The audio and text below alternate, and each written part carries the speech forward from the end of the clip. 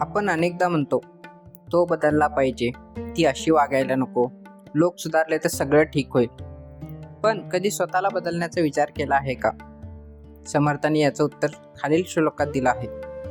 जनी सर्व सुखी असा कोण आहे, विचारे मना तोची शोधून पाहे.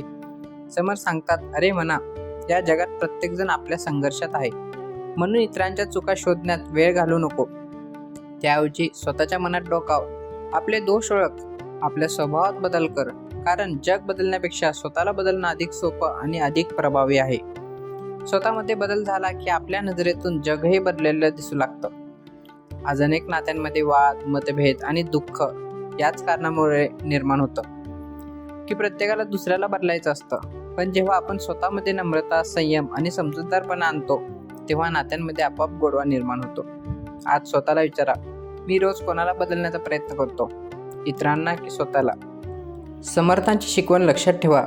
स्वतःचे दोष ओळखा, स्वतःमध्ये बदल घडवा, इतरांवर प्रेम करा, कारण स्वतःमध्ये झालेला एक बदल आपले आयुष्य आणि संपूर्ण जीवन बदलू शकतो. जय जय रघुवीर समर्थ.